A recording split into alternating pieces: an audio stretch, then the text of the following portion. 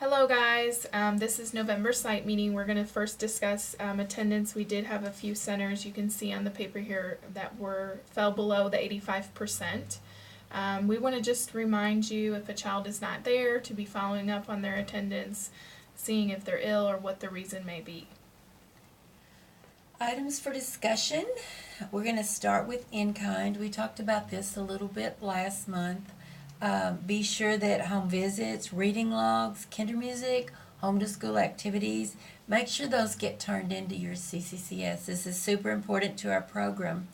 And the parent-teacher conferences, which I know some of you have completed, some of you are in the midst of now, that's a great time to talk with parents about in-kind and how important that is to our program. Itter's tip of the month is going to be math related, number 21. So that indicator's 5.4. Staff use number, songs, chants, nursery rhymes, or finger plays with children in an engaging manner. So an example of that is singing or saying Five Little Monkeys or Ducks or the ants go marching. But if let's say you do Five Little Monkeys and you say Five Little Monkeys jumping on the bed. If you're holding up those numbers and showing the fingers associated with that and having number talk, you will actually achieve 7.3 as well. So just by that one little number chant song, you can get 2 ITERS indicators for that.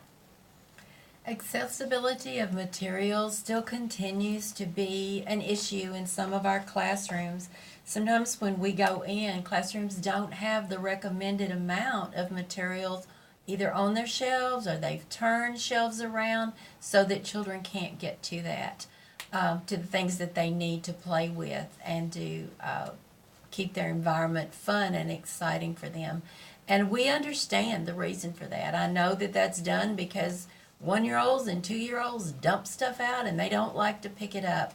But as teachers, that's part of our responsibility and part of our job to help them understand that they have to pick up things and that we will support them in that.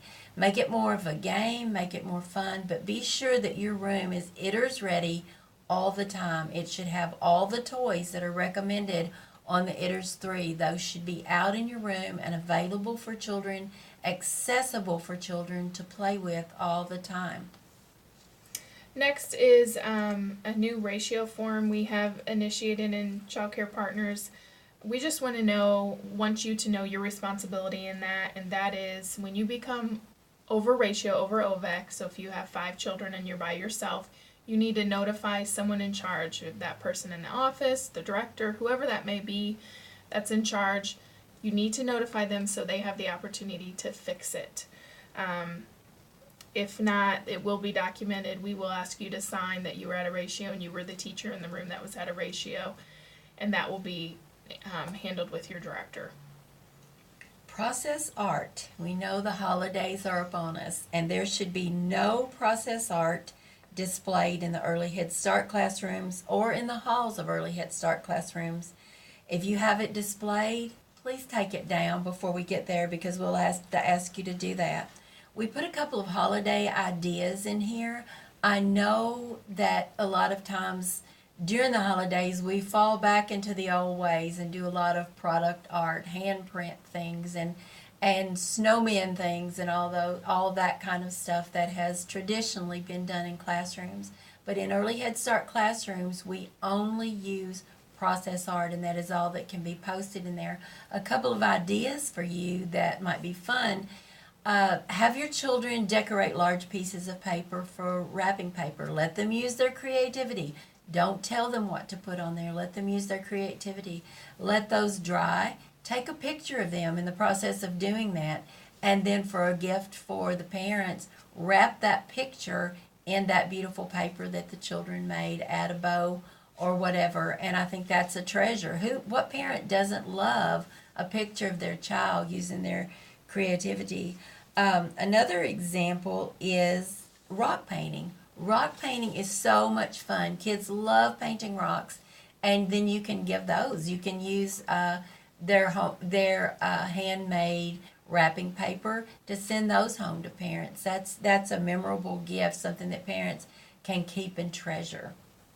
Next, due this month, first parent-teacher conferences are due November 29th. Remember the take-home activities and the Fall Developmental Learning Report.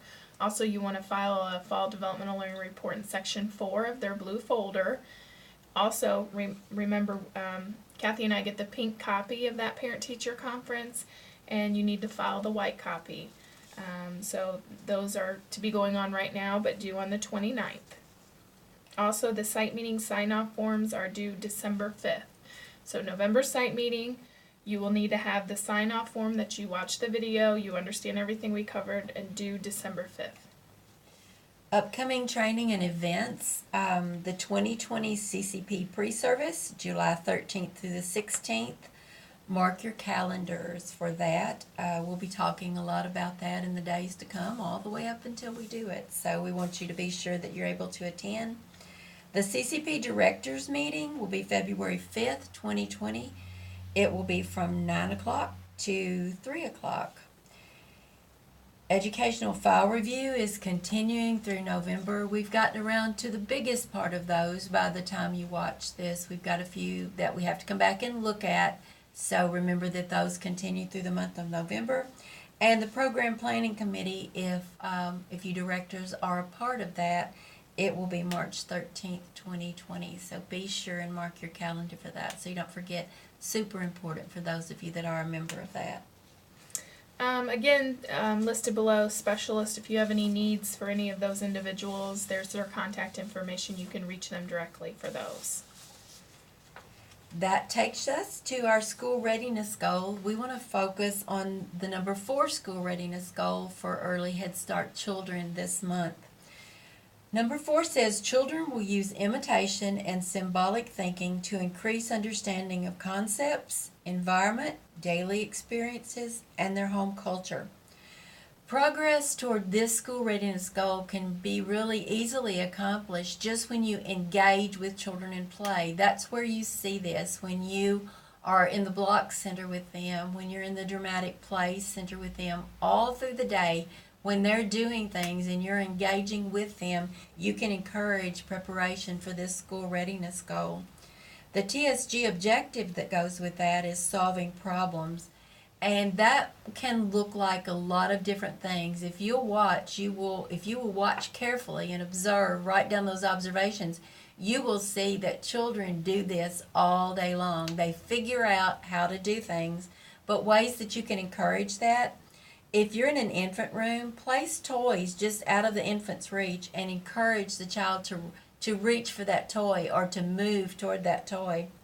Allow children to help you solve problems. For example, if a child has a marker and the top is stuck, rather than just take it from the child, take the top off, hand it back to them. Let the child be a part of solving that problem. Here, I'll hold the marker. You pull the top off. That involves them in the problem-solving process. Challenge children with age-appropriate shape sorters, puzzles, pegboards, where they have to match the shape to where it goes. That helps children with their problem-solving skills. Puzzles, when they can't get a piece in a puzzle, encourage them to turn it. Turn it a little bit, turn it a little bit more, turn it all the way around. Help them solve their own problems. And when you engage with children in block play, children always love to build towers. Help them understand. Show them if their tower falls down. Ask, how can we fix this?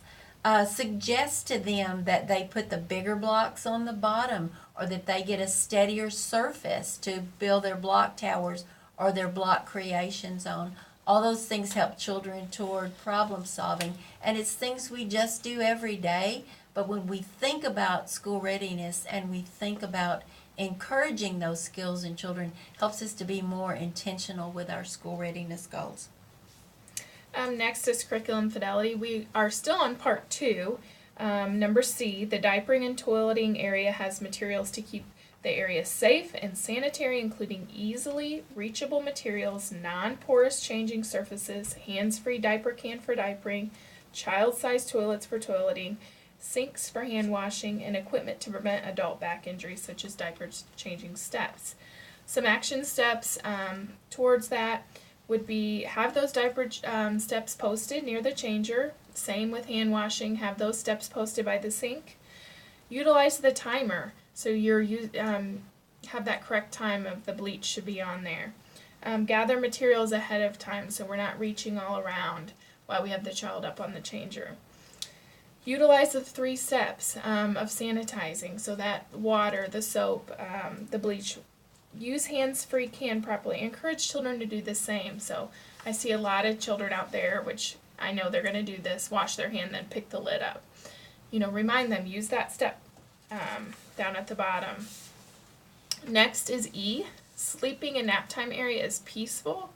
Space that limits light and noise stimulation and includes a crib, cot, or mat for each child. Places in the same place each day, as well as nap time supplies stored nearby. There must be enough light in the room to see children. It cannot be fully dark. We shouldn't probably have to get our cell phones out so we don't fall over a kid. We've got to have enough adequate light there we can see them breathing. We're checking on them. Children must have a designated clean and sanitary cot crib with clean sheets and blankets that are laundered at least weekly or more often as needed. Children's sheets and blankets should be stored so they are never touching. That's why we have those bags, or some of our cots have those pockets behind it. We can't lay blankets over each other's.